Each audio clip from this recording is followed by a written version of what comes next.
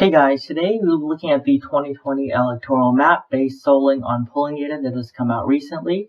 So, currently Joe Biden leads Donald Trump by a little over 10% in the national polling. So first we'll be polling the states that are strong for the vice president. These are states in which no recent polling data has come out of these states.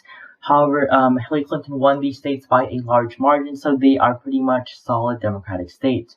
These being Washington, D.C., where she won by almost 87%, the state of Hawaii, Vermont, Illinois, Rhode Island, Delaware, Joe Biden's home state, and the state of Oregon.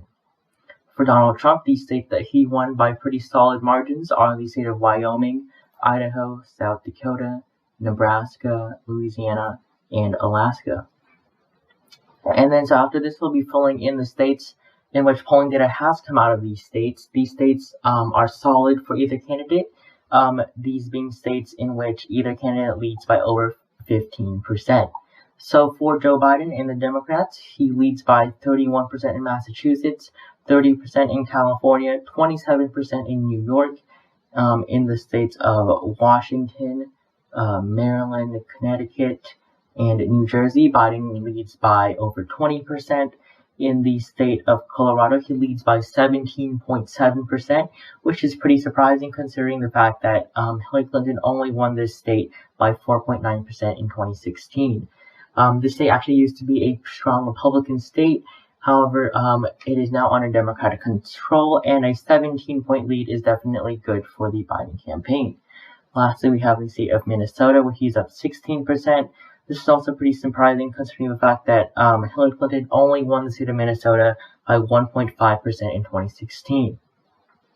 Next, there are only 4 solid Republican states for incumbent Donald Trump. These being the states of West Virginia, where he leads by 35%, North Dakota, where he leads by 21%, Oklahoma, where he leads by 19%, and Kentucky, where he leads by 17%. So now Biden has 201 electoral votes from his solid states and 49 from Trump's solid states. So next we'll be looking at the likely states, the states with a likely margin. These are states in which either candidate leads by 7 to 15%. For the Democrats, we have the state of New Mexico, where Biden leads by 14%. This is quite a big deal considering Hillary Clinton only won the state by 8%. So this is a considerably larger margin for the vice president. Next is the state of Virginia, which actually was a Republican stronghold from 1968 to 2004 until Barack Obama broke through and won the state in 2008. And the state has gone to a Democrat ever since, with Hillary Clinton narrowly winning the state by 5.4% in 2016. However, Virginia is up 11 points for Biden.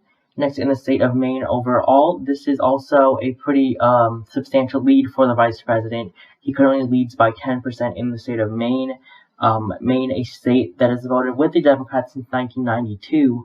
However, Hillary Clinton narrowly won this state by less than 3% overall in 2016. So a 10% margin for Joe Biden is positive news for his campaign. Next is the state of Michigan, where Biden surprisingly leads by over 9%. He leads by 9.6% over Donald Trump, who won this state in 2016 by less than 1%. This was a state that he won by less than 11,000 votes, and the Rust Belt state that is most likely to flip back in favor for the Democrats. Next is the state of Nevada. Nevada went to Hillary Clinton in 2016 by a pretty considerable 2.4% margin.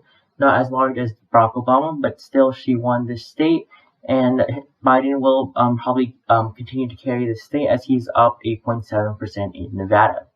Next is the state of New Hampshire, where Biden is up by 7.9% against Donald Trump, who only lost the state of New Hampshire by 0.4% to Secretary Clinton.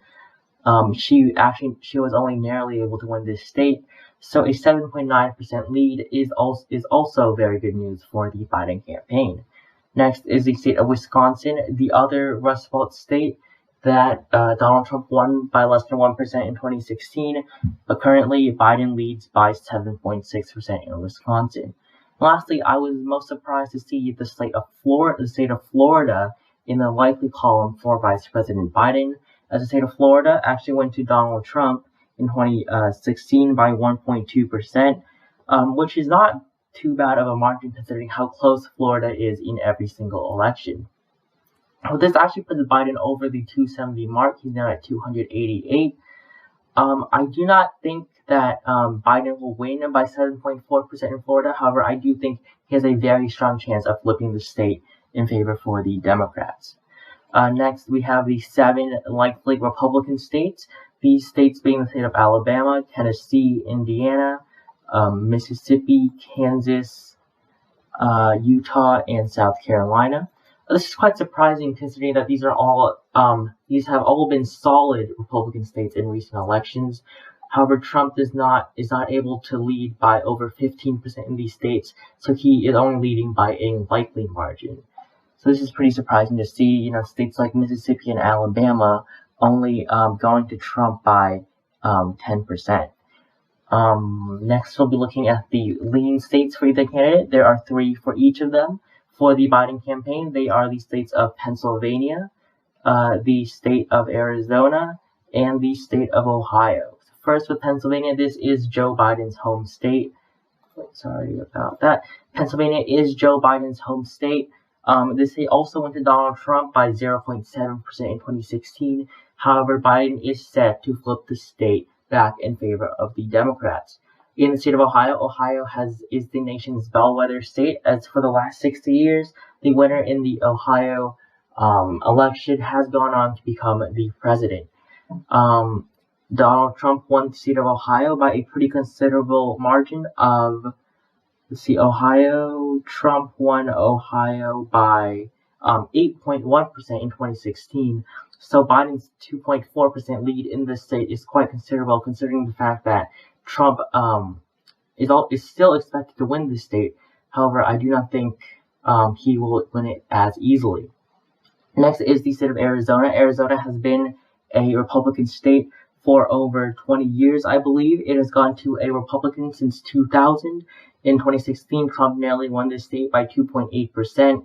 However, in 2020, this is set to change as Biden currently leads by 5% in the state of Arizona. Next, we have the lean states for incumbent Donald Trump, leaving the states of Montana, Missouri, and Arkansas.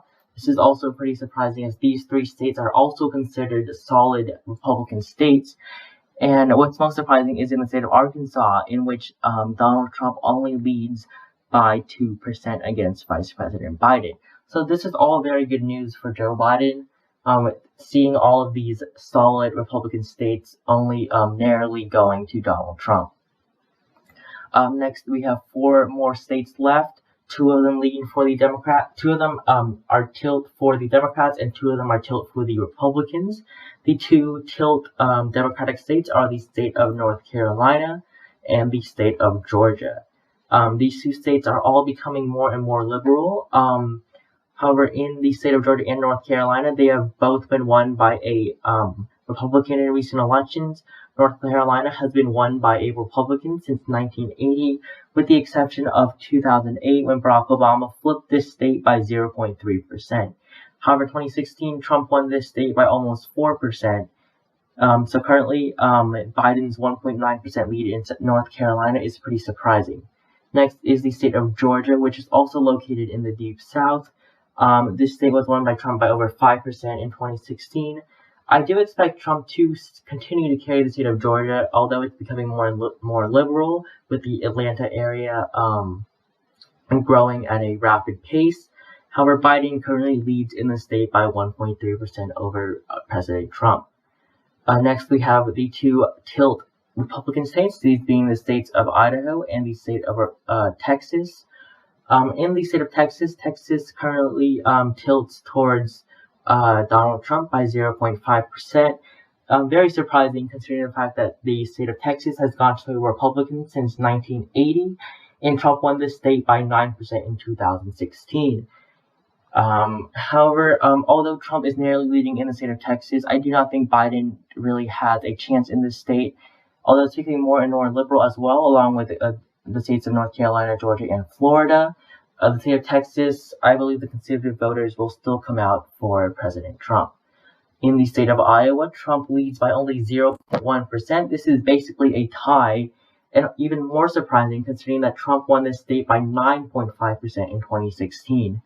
I do think the state of Iowa will still go to Donald Trump, as I think the conservative voters in the state of Iowa will also come out for the president. So after this, according to polling data at this moment, Biden has 201 electoral votes from his solid states, 87 from his likely states, 49 from his lean, and 31 from his tilt states. The president currently has 49 electoral votes from his solid states, 58 from his likely states, 19 from his lean states, and 44 from his tilt states. So this puts Biden at 360 electoral votes to Donald Trump's 170, making him the 45th president of the United States if states would vote as if, according to the polling data that has come out recently.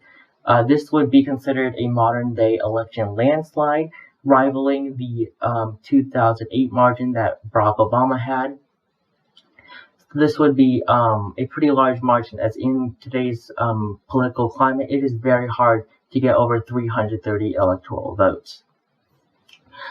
So thanks for watching this video. If you enjoyed this video, please like and subscribe. That would be much appreciated, and I will see you in the next video.